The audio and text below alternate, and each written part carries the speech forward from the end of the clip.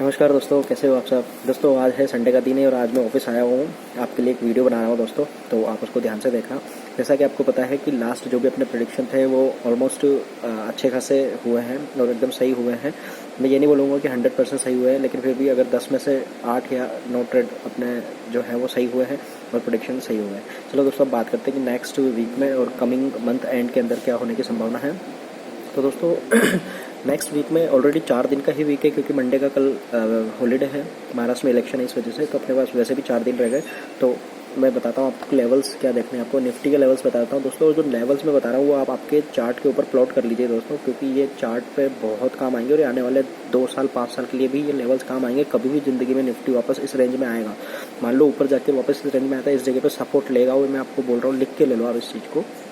तो इसलिए बोल रहा हूँ जो लेवल्स मैं आपको बता रहा हूँ उनको आप आपके प्लॉट कर लो चार्ट पे। मुझसे पूछने की जरूरत नहीं पड़ेगी बीच बीच में आपको, आप खुद ही इस सपोर्ट रेजिस्टेंस के ऊपर काम कर सकते हैं। ठीक है दोस्तों, निफ्टी जहाँ बंद हुआ है लगभग 22,500 के आसपास में बंद हुआ, तो फर्स्ट रेजिस्टेंस उसका जो है वो बहुत नज़दीक में है इसका, 526 से लेकर 551 के आसपास में।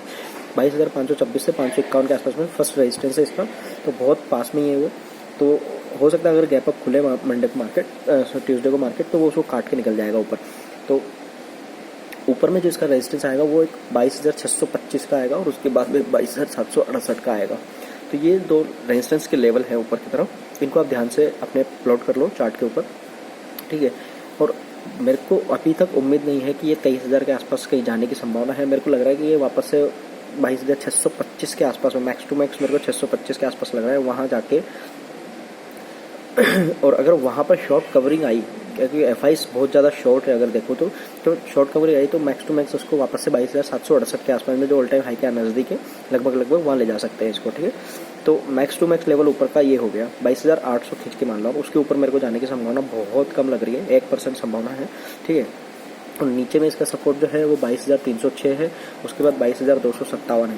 ये नीचे में इसके सपोर्ट है, वहाँ आपको उसके अकॉर्डिंग ट्रेड करना है। सपोर्ट के आसपास में आपको बाय कर सकते हो और रेजिस्टेंस के आसपास में आप सेल कर सकते हो। ठीक है, अगर 22,257 का लेवल भी अगर ये ब्रेक करके नीचे गया तो फिर 21,928 के आसपास का सपोर्ट इसका है, और वो भी ब्रेक किया तो 21,873 के आसपास में इसका सपोर्ट है। तो वहाँ पर आप ट्रेड ले सकते हो और स्टॉप लॉस या अपना टारगेट लगा सकते हो, उसके अकॉर्डिंग आप ट्रेड कर सकते हो। ठीक है, ये हुई निफ्टी की बात। अब बैंक निफ्टी की बात करते हैं अपन। ये भी मैं आपको टेक्निकल बता रहा हूँ दोस्तों, एस्ट्रो के ऊपर भी बताऊँगा आपको कि एस्ट्रो में क्या होने की संभावना है।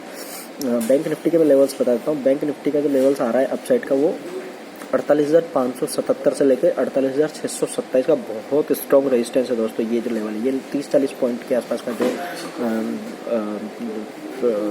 नंबर है, ये बहुत स्ट्रॉन्ग रेजिस्टेंस है। तो इसके ऊपर जाने की संभावना मुझे बहुत कम लग रही है। अगर इसके ऊपर गया तो फिर हम 48,960 यानी कि वो ऑलमोस्ट 49,000 के आसपास जाने की संभावना है, वहाँ तक जा सकते हैं। लेकिन मुझे इस लेवल के आसपास यानी जहाँ बंद हुआ वहाँ से 300 से 400 पॉइंट और ऊपर जाने की संभावना, उससे ज़्यादा ऊपर बैंक निफ्टी में संभावना बहुत कम है। ठीक है, नीचे गया तो नीचे में 46,884 का पहला सपोर्ट है, अगर उसको ब्रेक किया तो वही 45,990 के आसपास में, और उसको ब्रेक किया तो 45,750 के आसपास में।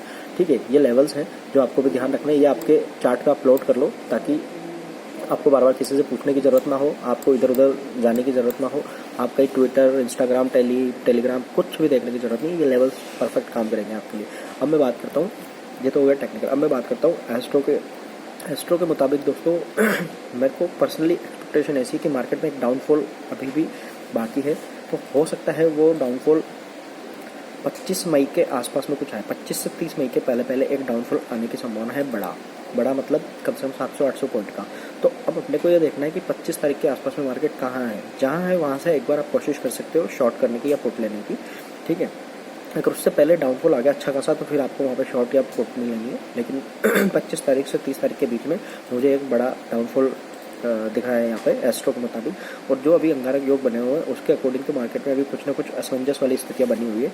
तो इस वजह से मैं पर्टिकुलरली ये बोलना चाहूँगा, और पर्सनली मैं जो ट्रेड करना चाहूँगा वो ये करूँगा कि मैं अगर 2 कॉल ले रहा हूँ तो मैं 4 पुट लेके चलूँगा, मतलब 1:2 के हिसाब से अपन काम करेंगे। शॉर्ट साइड मेरा व्यू थोड़ा सा ज़्यादा है।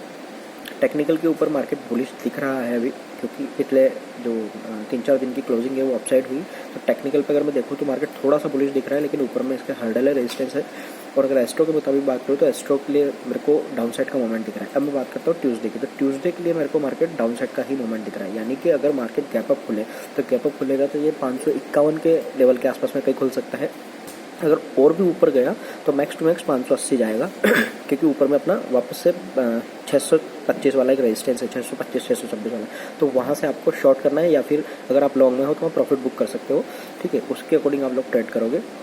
तो मंडे के लिए ट्यूसडे के लिए मेरे को मार्केट थोड़ा डाउन साइड का मूवमेंट लग रहा है, इसलिए आपको उसके अकॉर्डिंग ट्रेड करना है। अगर गैप अप खुलता है और अगर आप लॉन्ग में हो तो कोशिश ये करना है कि प्रॉफिट बुक कर लो, और अगर आप शॉर्ट में हो और गैप अप खुलता है तो आप कोशिश करना है कि ऊपर में शॉर्ट और ऐड करो, बट स्टॉप लॉस जरूर यूज़ करना है।